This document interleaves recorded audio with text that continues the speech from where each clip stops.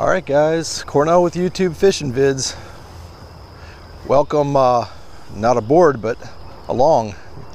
Tiny little pond right by my house. Never fished it before. Got all the baby geese hanging out. Let's see what we can do. This place is interesting. I've been seeing this driving by.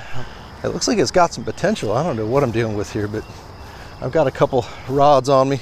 I've got Senkos and Flukes and a little couple popping hollow body frogs. So let's see what we can do. All right guys, it doesn't get any easier than this when it comes to pond fishing. For me, I like to keep it simple. I don't like to carry a big bag. I don't like to carry much of anything if I don't have to. So one little bag, which was Zoom Flukes and still is Zoom Flukes, but I've got nothing more but the little pearl white watermelon, and inside the bag I've added a couple little treats.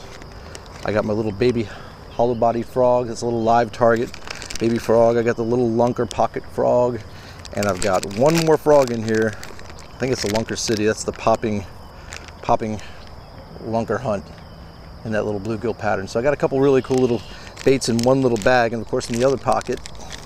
Can't come to a pond without these guys. You know what I'm about to break out. There they are. I got a little bag of Senkos. So I got my Senkos for a little sink effect, a little subtle presentation. I got some Flukes that I can skim across the surface or let sink or dead stick, do whatever I got to do. And of course on the ponds, the most fun part is getting yourself a little popping frog out there, because you know there's frogs out here. And I got cloud cover and I got calm water, so this little popping frog is going on. But for now, I'm going to throw on a Fluke. I'm going to start it with a Fluke and see if there's any active fish in here. With that little bit of stained water, you know what? I'm going to go pearl white. Get that all hooked up. I've already got the one rod set up pretty darn easy. A little 6'8" medium action rod with 12-pound test and a 4/0 extra wide gap Gamakatsu. So let's go ahead and set that up, get that on. And let's throw this thing out there and see what it can do. A little change up from my normal routine. I miss Florida, and I miss those Florida golf course ponds I'm used to fishing. Here we go. Not much vegetation in here. I thought it'd be a lot more weedy, but there's our Fluke. Let's see what happens.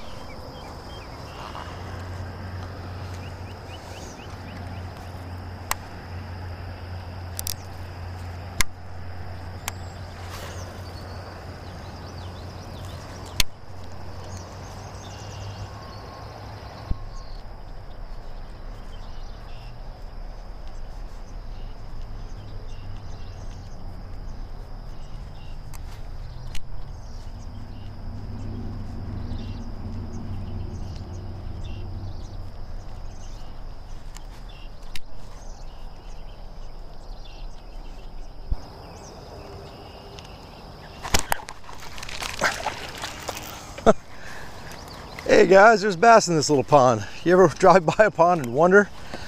I ain't wondering anymore. It's a dink, but that was my third cast. So okay, we got some fish in here. That's great. Let's just see if there's anything bigger than the dink on a Fluke.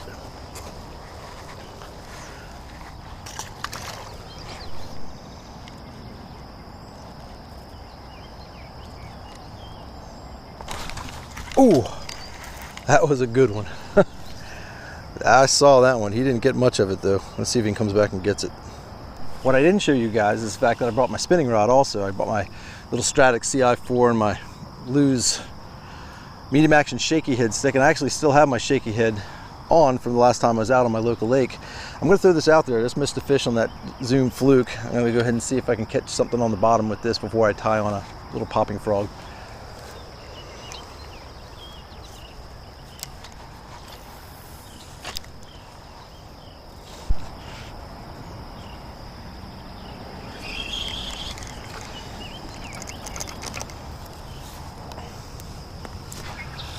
Alright guys, here's the reason I don't like throwing shaky heads too much on ponds. Lots of muck. Generally ponds have really soft bottoms, so Texas rig's a little bit better with that little, you know, bullet shaped weight. Those shaky heads pick up a lot of stuff. They're really made for more hard bottom, and that's why I'm taking it off and I'm putting on that popping frog. That popping frog is, I think, going to be the deal. I just saw a fish pop and break on a little bluegill or something, so we're going to go ahead and put it on before this sun pops out of the clouds and doesn't give me as good an opportunity to throw topwater. So here it comes. Little lunker hunt, baby popping frog. Of course, with a shaky head, I've got a leader line of fluorocarbon, and that fluorocarbon is going to be gone. I'm going to get rid of that. I'm going to go straight braid. So it's going to be 15-pound test braid because it floats. No stretch. I don't want keys. I want my cutters. Get those out. All right, so we're going to lose that leader line and that shaky head. We're going to get a straight polymer knot to my popping frog. Yeah, there's stuff popping right now on the shore. There's stuff moving up out of nowhere. Things are starting to happen. So let's see if I can get this popping frog on before it gets too hot and sunny. They'll hit it all day long though. Just don't worry about that hot and sunny stuff I'm talking about, guys. Throw a popping frog. If there's weeds and vegetation, have it tied on. It's an awesome way to get them to come up and a fun way to catch them. So just a nice polymer knot.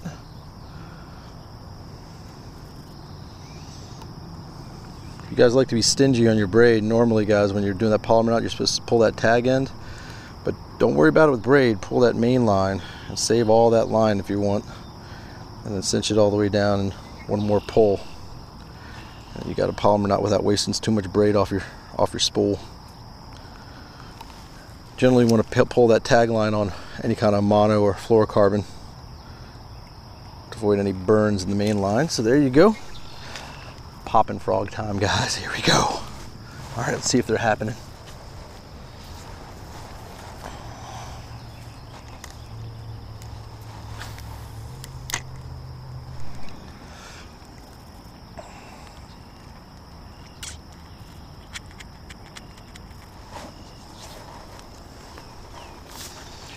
Okay guys, nothing on the popping frog, so they didn't want that. It might just not be the time of day, might not be the type of frog, but I'm gonna go ahead and cut that off. I'm gonna turn this spinning rod into a Senko rod. So I'm gonna take that 10-pound test that I had on that shaky head, and I'm gonna go ahead and put a little leader line, a 10-pound test fluorocarbon.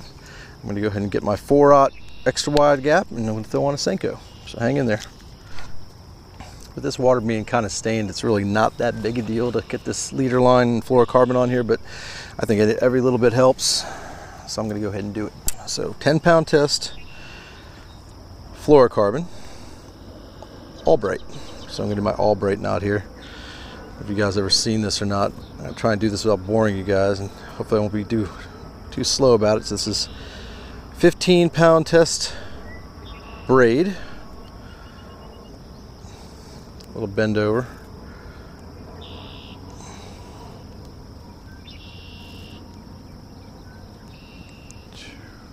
3, 4, 5, 6, 7, 8, 9, 10, 11, 12, 13, 14, 15. I'll do like 16 for good measure. This is, like I said, 10-pound test, 15-pound test braid. If it was any lighter, if this was like 6-pound test on my drop shot rod, my all bright's going to be 20 to 24 wraps on my 10-pound test braid. I'll wet it, go real slow about it, guys. Bring that in real slow. Get it real slow. Don't let those loops get on top of each other. You're going to get a real clean knot that way. Pull it forward a little bit.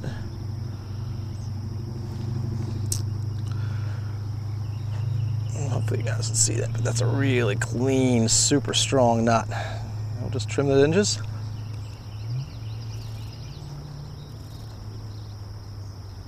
One pull on the main line tag end, one pull on the, never too much, guys, just a little bit to get that knot cinched down. There's a perfect Albright knot, solidifying the connection between your braid and leader.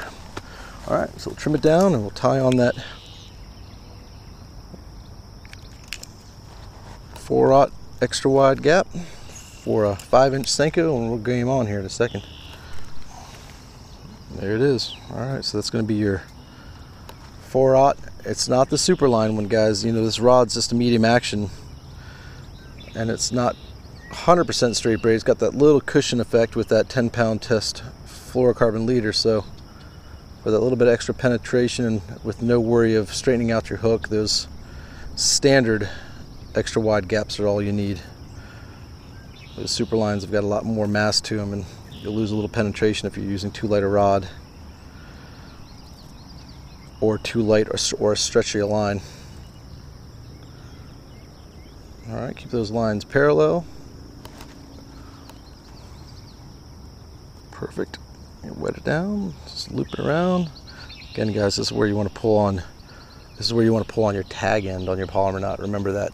Keep everything parallel as best you can, but pull on that tag end. You're going to lose a little line, but you don't want to get that main line burnt. And there you go. All right, 10-pound test to a 4/0 extra wide gap. 15-pound test main braid. And my phone's ringing. See if there's anybody important. Nope.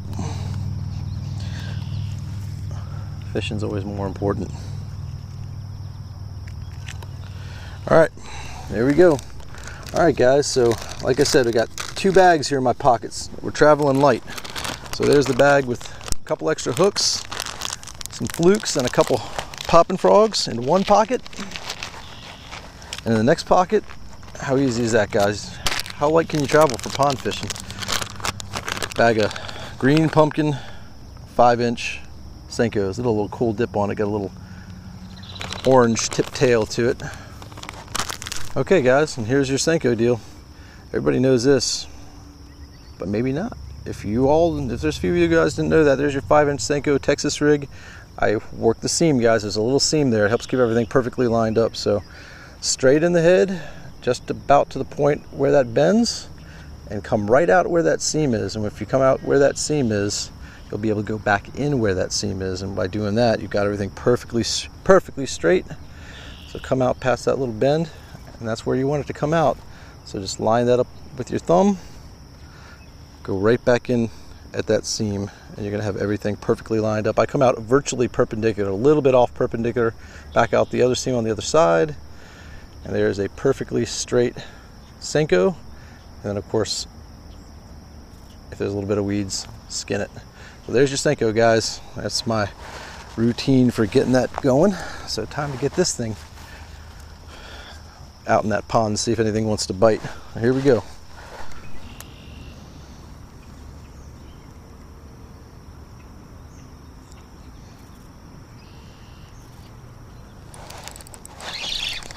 All right, guys. Senko strikes again. That'll do it for me.